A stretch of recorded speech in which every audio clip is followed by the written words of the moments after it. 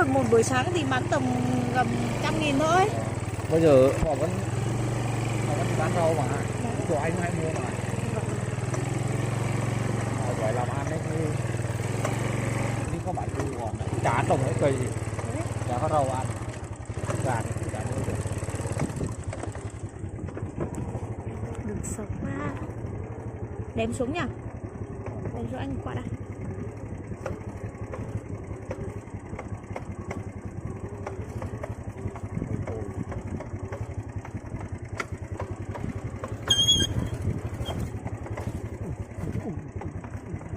Em xuống cho có cần không?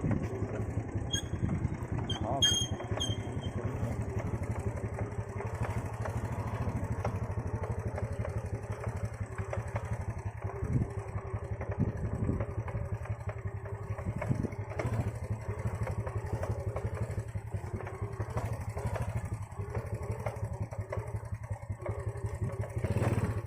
Cái này mà bà ăn cơm lại uống rượu quá mà, cái gì có còn ngại.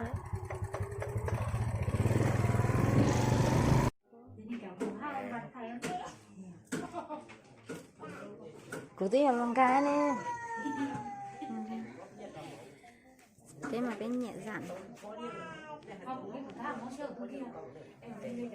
Cũng còn lên cho phóng đây. Được không? Không thì em cầm. Tôi là cặp quốc cáp của. Em đi bộ thôi.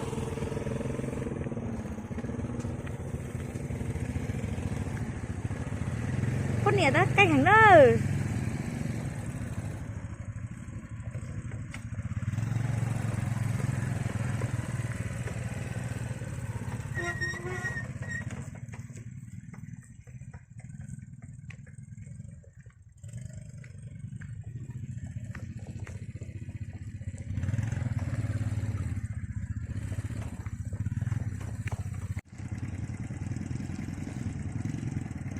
Đây, cán bộ đi tuyên truyền về đây.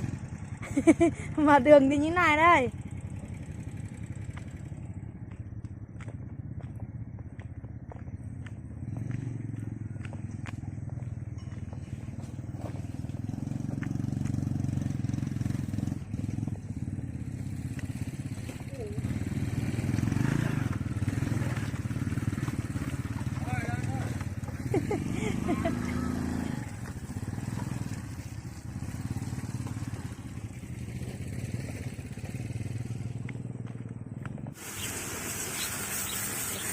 Thế nên mà làm thực tế không?